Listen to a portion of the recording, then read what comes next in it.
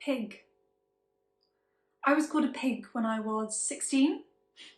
I got a text from an unknown number. Classic. It said, "Saw you in town today," which confused me because I'd been at school all day and at that moment was in the school library. "Really? Who is this?" I replied. I felt nervous and, excited, waiting to know who this mystery person was and how they'd got my number. My phone dinged. "You're so big, it would be hard to miss you. Pig emoji, pig emoji." I knew I was big. I was a 16-year-old, size 14, surrounded by size 6s and 8s, but that was the first time I realised my weight mattered to society. Up until then, I'd lived in a bubble of it's what's on the inside that counts. But that bubble was burst by 2 emojis. I tried to brush it off, forget what I'd been sent, but suddenly this gnawing feeling began inside of me. I felt repulsed by everything about me. My skin literally started to crawl. I wanted to scream, to shout, to rip the fat off, but I was in a library. You can't make noise in a library.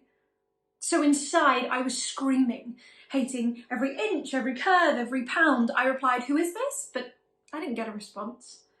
A friend realised something was up. I showed them the messages. They were shocked. Was I okay? How did I feel? Did I want to go talk to someone about it? Another friend got involved, both of them trying to wrap me up and seal me in this envelope of safety. But it's true, I wanted to say. I am big. I am a pig. Of course people see me when they walk down the street. I began protecting this anonymous messenger, creating excuses for why they'd said it, justifying their words.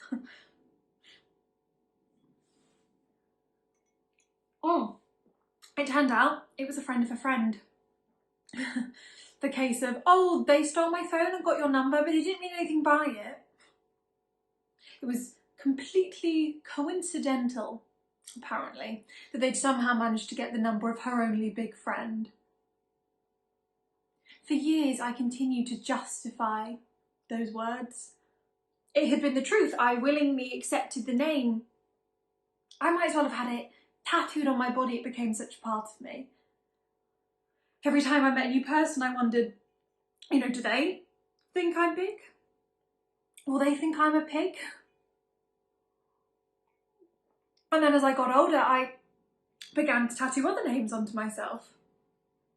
Frigid, Nun. It's not that I don't open myself up to people, I just know people don't want to date a pig. They want the girl that's friends with the pig, the one who isn't big enough to see.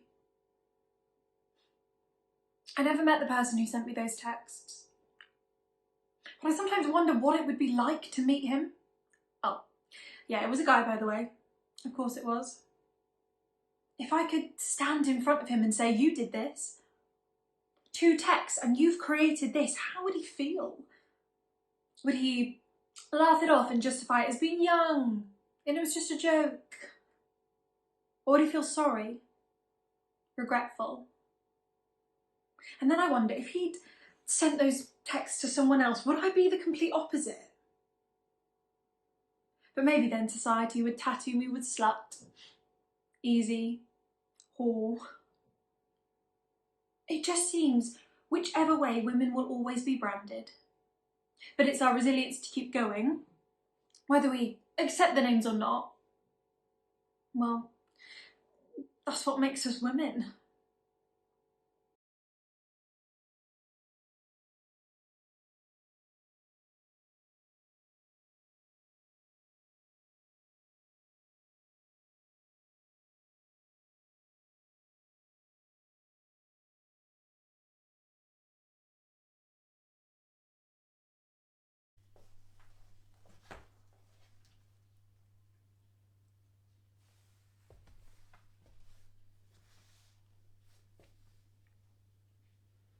I see you walking so proud in the city sun, your beautiful bell-bottom jeans and your fresh and styled hair. I am you.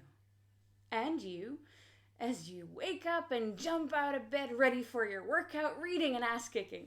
The thing everybody thinks comes so easily to you, but it only took years to accomplish, and tears were there.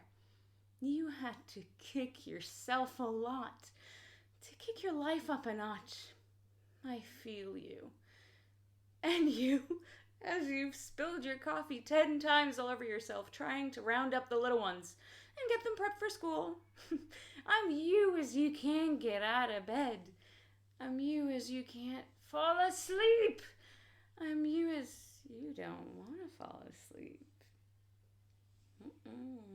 I'm you as you flaunt your curves and your new nail polish and lashes because you finally stopped judging yourself for wanting to just let your hair down and dance till dawn. And you go for it in a big way. Oh, I'm also your friend. The one who threw up all over her new dress because she had that one too many. I'm the nosy neighbor, the shop assistant, and the clerk. I'm the bitchy, the angry, I'm the naive, and the sad. I'm the airhead, and the geek. I'm what carries you through. I'm the womb, and the legs, and the heart, and the nose. I'm the eyes. I'm the bald head you hold high, so proud, because you know you are stronger than anything you're fighting against. And the heartbeat you feel when you hold your belly, knowing your nurture will be their entire world.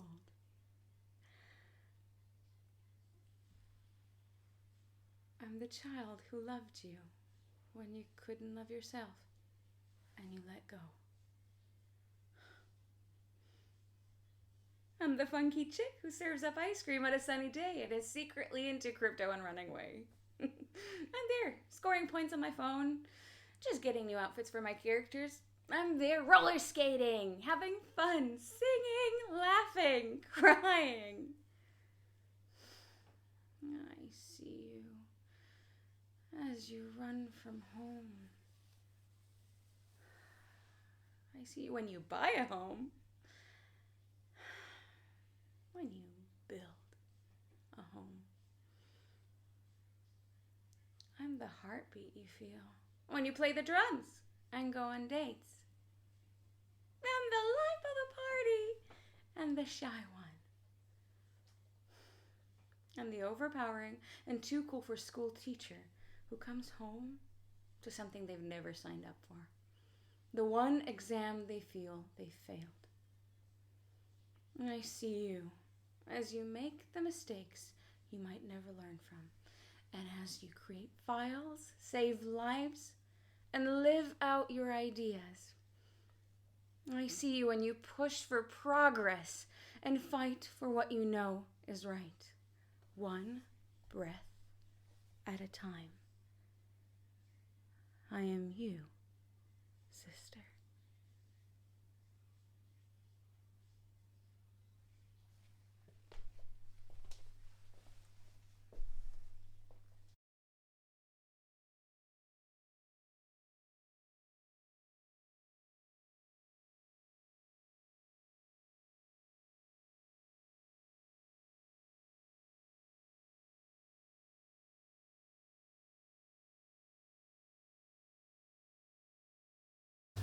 Well, if everyone wasn't already obsessed with your kids before they are now.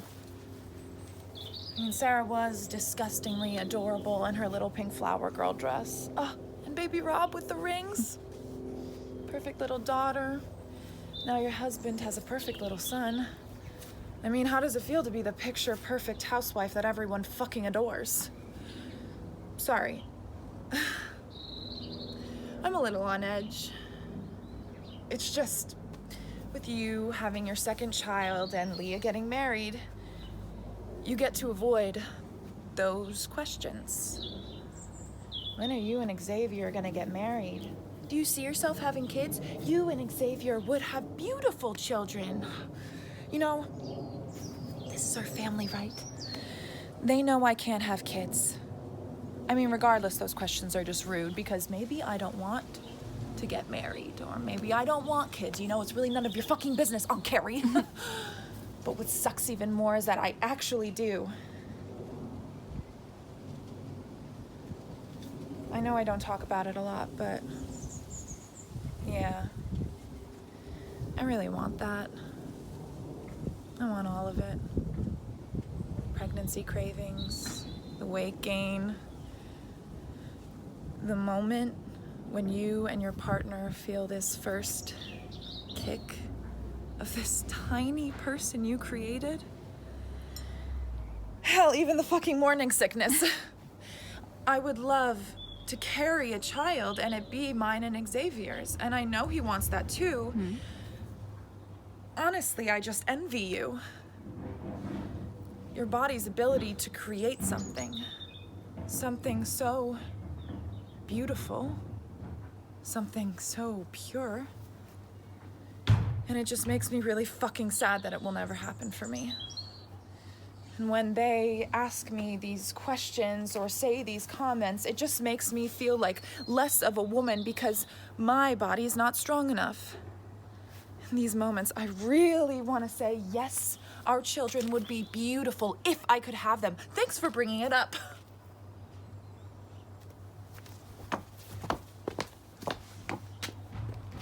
I just know I'm gonna leave this party feeling so shitty and guilty because I'm reminded that I can't do what other women can. Like you having your second child. And God, sorry. I am so happy for you.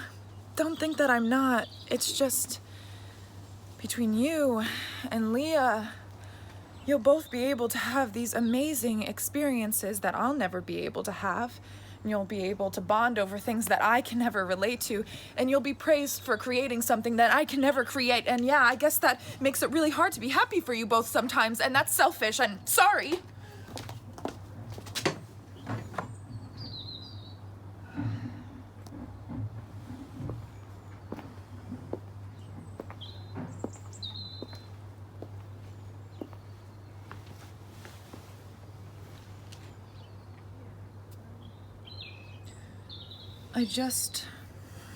I want to be able to give this to Xavier.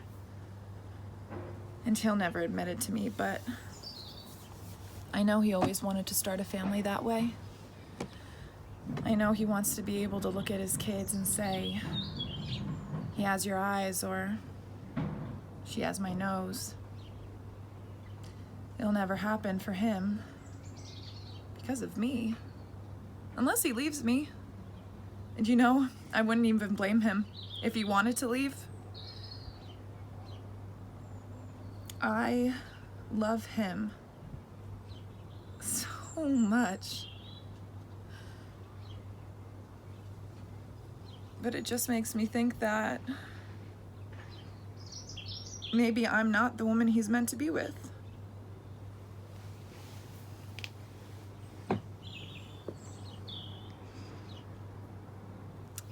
I know this doesn't define my womanhood, but when I hear these questions and comments, a deeper part of me feels like it does.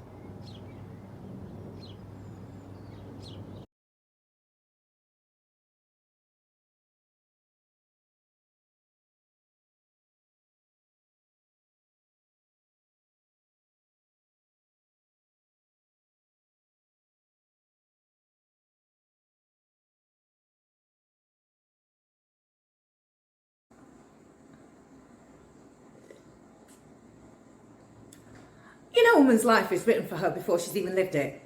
There's a manual, a self-help book, a guide, a website, an Instagram feed, for everything. Every stage of our lives, beginning to end. From my period journal to making friends with the menopause, Listen, I know who my friends are. I can count them on the fingers of one hand. It's like everything is a list of things to do on your to-do list. Giving childbirth, actively, by cesarean, in your sleep, upside down, how to breastfeed, how to bottle feed, sleep training for dummies, how to wean, potty train. Is your child a genius? Is your child dyslexic? Is your child gay? Oh, not gay. Transgender? Oh, not gay and not transgender. Talking to your adolescent son or daughter or rabbit as in, where is it because I'm too bloody knackered to read the Kama Sutra. Oh, by the way, that was not a book I bought for myself. No, Santa put that under the tree for me from Christmas time, this thoughtless bastard. And just when you think you're winning, because you've dealt with the shit that's been coming at you for the last 5 decades, here comes another bookshelf of self-help books. The Empty Nest Companion. Empty Nest Poems for Families. Carol Ann Duffy wrote that. Cheers. The empty nest syndrome. Because yes, it's a syndrome. Of course it is. But I shall scream if I hear one more palliative about living your best life. Because I'm not living any kind of life. I'm fucking bereft. Wrapped in a sticky, sodden grief. Mourning somebody that's still alive. Here, but not here. Mine, but not mine. I lie in the nest of little pieces of them. The light in the hair at the beach that day. The eyelash that I brushed from their cheek. The squeezing of the hand when we crossed the road. I call out their name and I wait for the reply. My voice just rolls over the sides into the dark. Actually, it's not a nest. It's a gap. Not one of them yawning ones. This gap is grinning at me. And it's getting wider and wider with its stinky teeth and its rotten breath. And if I shall look at it for one more second, I shall fall in and it will swallow me whole. It's a book on Amazon for what to do when you miss them so much that you cry every day. It's a manual for that.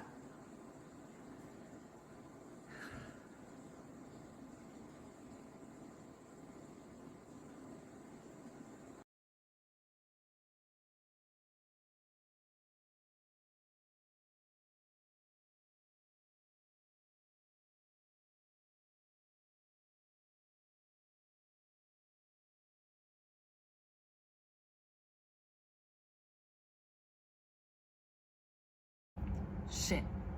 It's the one thing that unites us all. We all shit. Granted, not always out your ass, but what comes in must come out somehow. And shit's got to be cleared away. So whose job is that? Some people clean their own shit and get on with their day, where other people's shit and someone else cleans it up for them. So basically, I'm a professional shit shoveler. A shit shifter. I clean posh people's poo so it's fancy shit, ooh-la-las and class A crap. And I don't mind it, you know.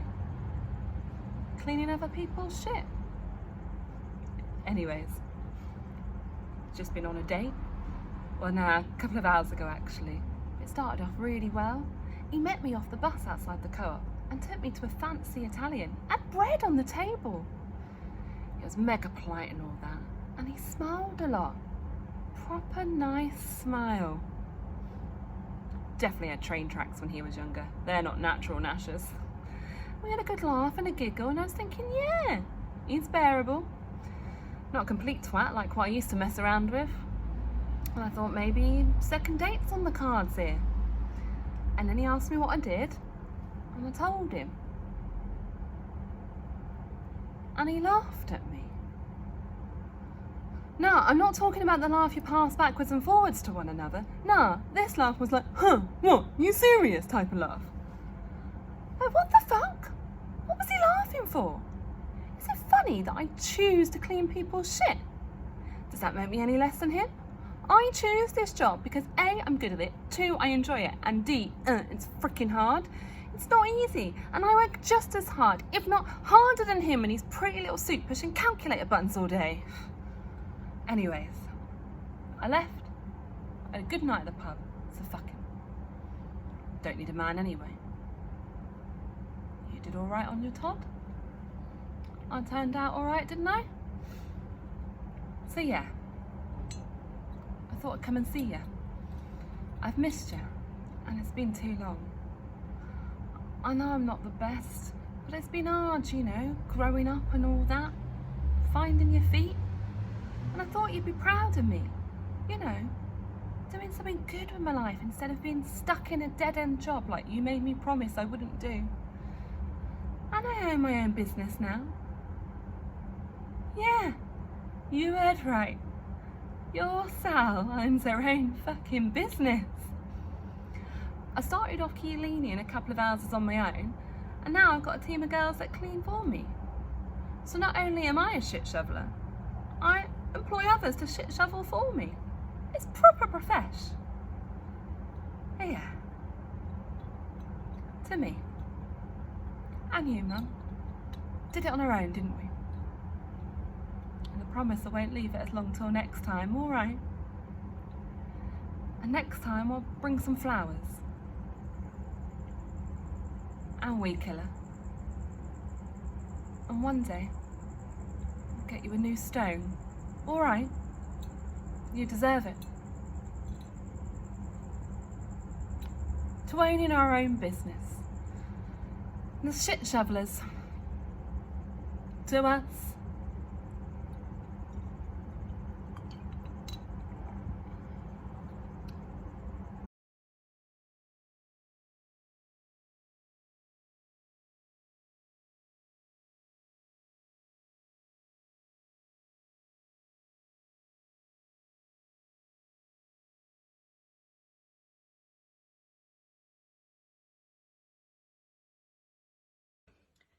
At 8, I noticed my first physical blemish. A tiny pinprick of oily black poked its head out of the pale bed of my previously flawless skin. By the time I was in secondary school, I had eliminated almost all body fat entirely.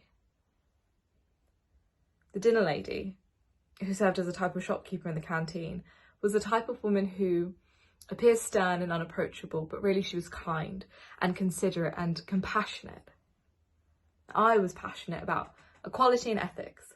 I was particularly concerned about the inhumane consequences of class divides, homelessness and animal rights, topics that I thought all 13-year-olds should be exploring in their spare time. 10 years ago, I was ambitious and creative and simmering. I was hot water bubbling over the rim of the pan. I was an empath. I still am an empath, just not to the same extent. Life does that, it hardens you. I've never related to that old dinner lady more than I do now. She was kind, but she had to appear mean so that people would respect her, fear her even. At 14, I slipped 2 boxes of nice and easy hair dye into a shopping trolley with a dodgy wheel. My mother sweated as each turn of the cart was rejected by the loose wheels as they spun and turned erratically in the opposite direction of whichever route we intended to take. She helped me at 14 as I embarked on my journey to become a blonde beacon. Her only child became a flaming ginger. At least payday was on its way and her old flame had returned again. I was beginning to learn that old flames have a habit of burning down homes. At 16, I was shy and sad and anxious and depressed, and the realm outside of my world burnt my skin. I was allergic to new possibilities. I was naive and scared and allergic to the feeling of receiving love. I was allergic to myself. I felt as though my entire brain and body and innards would self-combust if I dared to step a foot outside my comfort zone. When I was little and I made jokes, people would laugh. When I smiled, people smiled with me. I thought I was so fashion forward at the time. I was obsessed with my appearance. I was told on multiple occasions that I had so much potential. It hurt knowing that I wasn't good enough, but that I could be if I just tried a little bit harder. I could do accents. I was really, really good at them.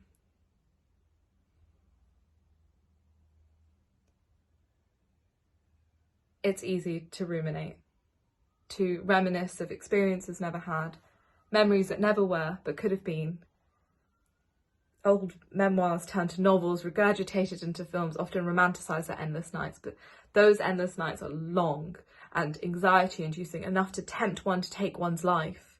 Whilst the audience pines for empty nights spent stargazing, a mug of tea clamped between chapped hands, an empty room in a faraway city, someone sits alone, painfully lonely.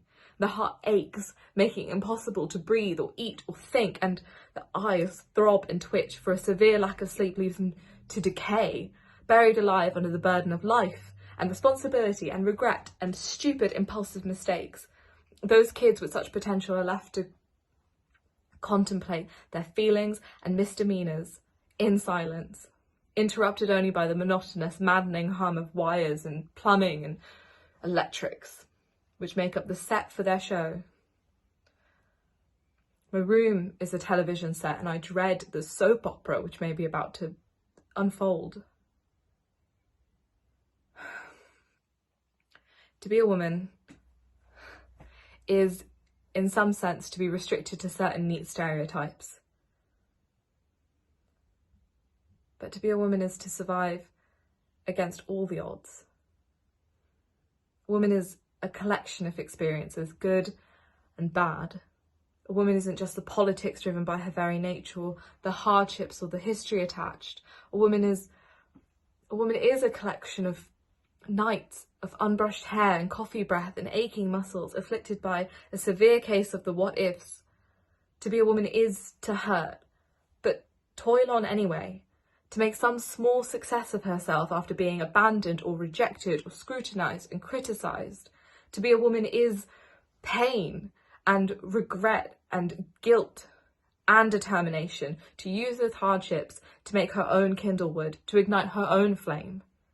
A woman is strong and unwavering and striking and fearless, and she should be feared, for one day you will see her full potential and you will weep.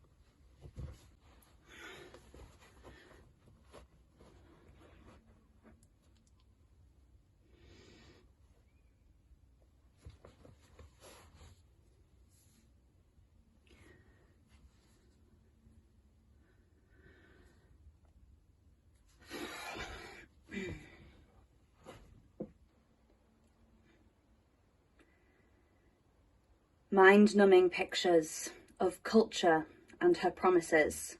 If you do this, you'll eat yourself thin.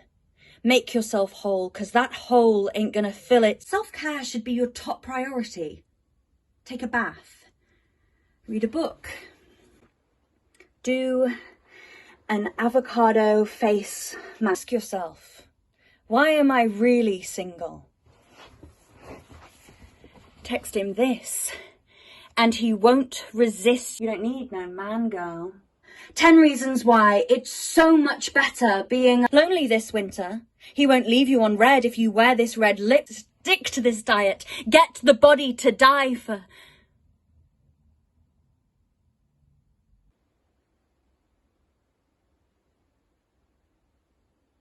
Four swipes later, and now you're in a crater of pictures, tips, and symbols of meaningless stuff. Look up, little child, from the pit of subtle lies, and realize your beauty. 'Cause this is your reality. You're enough. You are wanted. You are loved. You are worthy.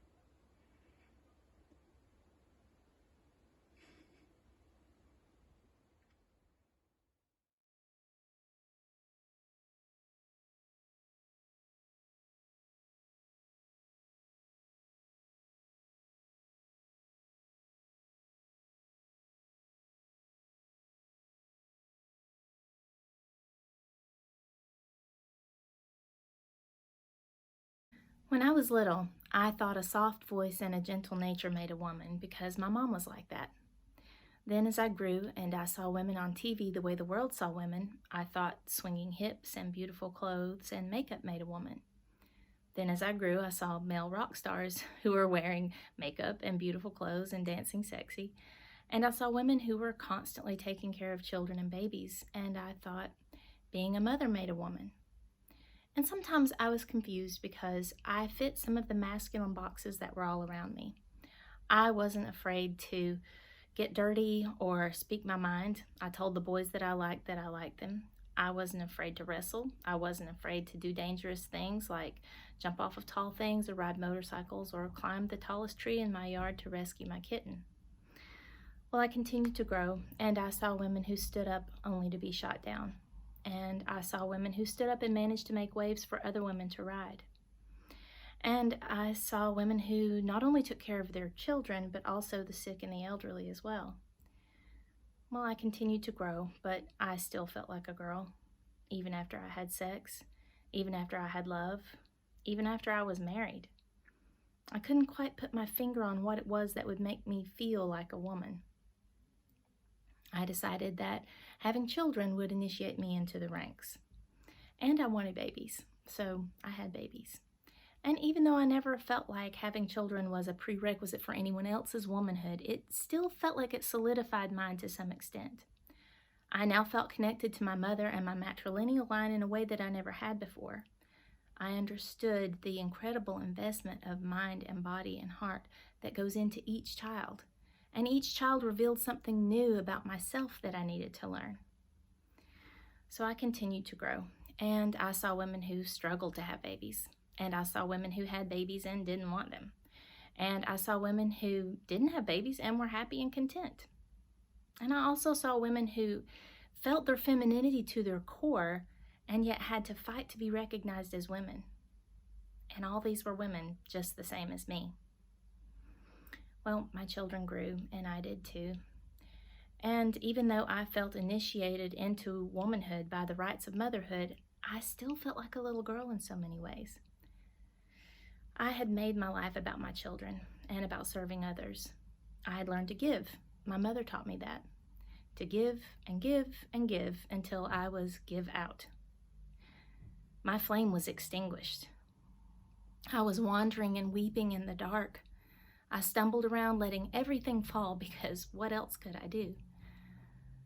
I crawled around amongst the debris, picking up the pieces to see what was still me. And slowly I began to build my own fire. I began to understand how a fire is built and banked and maintained. I began to understand what should be used for shelter to protect the fire, and what should be used for fuel. And my new flame was bigger and brighter and mine. I no longer question if I'm a woman. I invested in my identity as a woman when I was 3 years old and first learned that my father had wanted a son.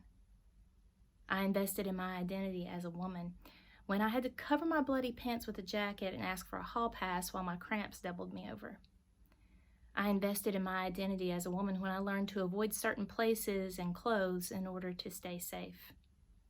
I invested in my identity as a woman when I birthed one child in a hospital and then 2 at home while singing and dancing and surrendering to death if that's what it took. I invested in my identity as a woman when I read a library of books in order to avoid passing on intergenerational trauma. I invested in my identity as a woman when I felt the joy and horror mixed together of looking down at my deflated tummy with all the massive stretch marks and hearing the healthy cry of my newborn. And I invested in my identity as a woman when I rose from the ashes like a phoenix, owning myself as I never had before. Being a woman is what you make of it. Being a woman is dealing with all the expectations of a society that both denigrates you and puts you on a pedestal. Being a woman is claiming your life and your body as your own and loving yourself first and then loving others. Being a woman is a process of becoming, and it's becoming of me to be she.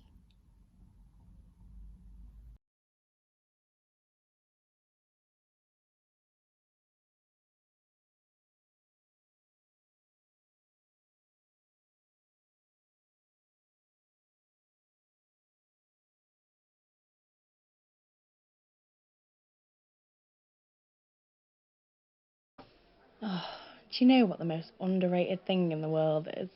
Cheese. No, bear with me. Think about it. Have you ever had a bad day? Have some cheese. Put it on a pizza, sprinkle it on pasta, a jacket, put it in bread. Toast it. Oh my God, Jesus. Everything's better with cheese. Though I guess not if you're dairy intolerant. But they are making fake cheese now, so what does that tell you? Cheese makes everything better.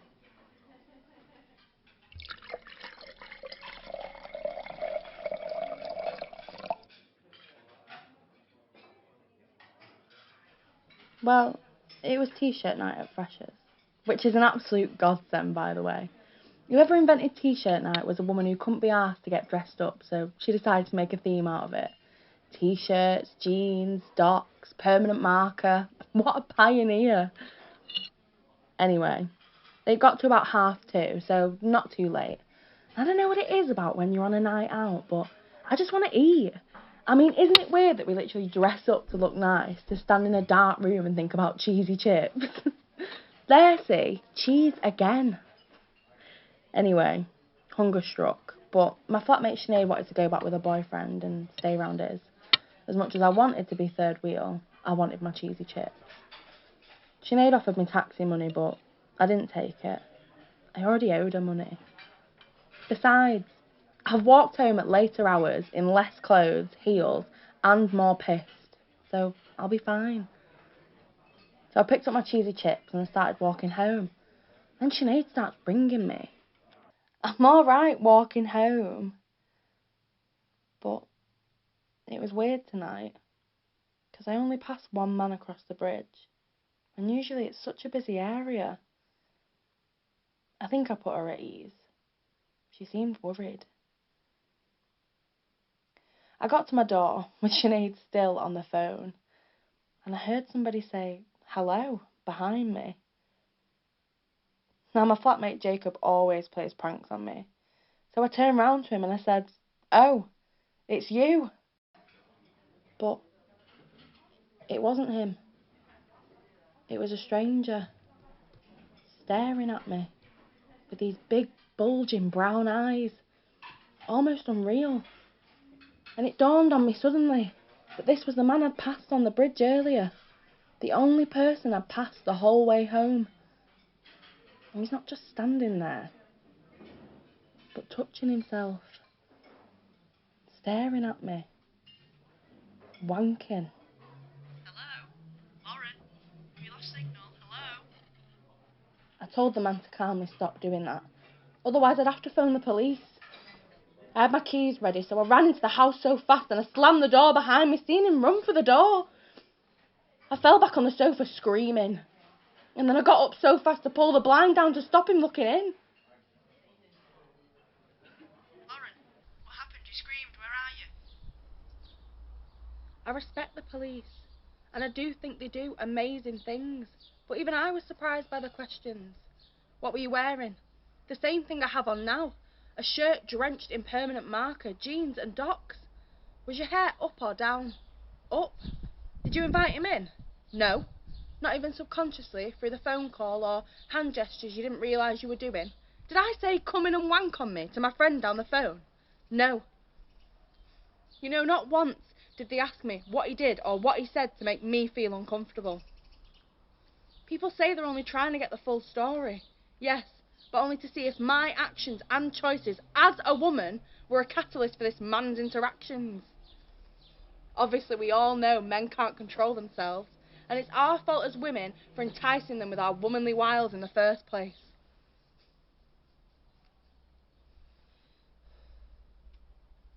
After, I took a bite of my cold cheesy chips left on the side from earlier, and for the first time ever, cheese didn't make everything better. Since then, I've been assaulted on 4 separate occasions, with one consisting of rape within the space of 2 years. To this day, none of them have been convicted. There wasn't enough evidence. My early 20s were about hiding from friends and family, secret counselling, e-fit appearances, and criminal parades.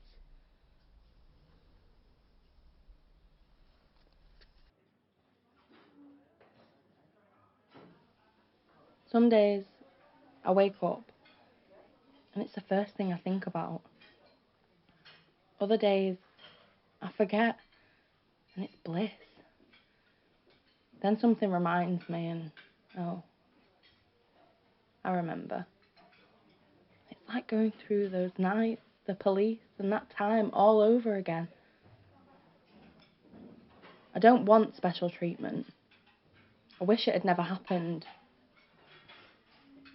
But is it weird that sometimes I'm actually grateful for these awful experiences?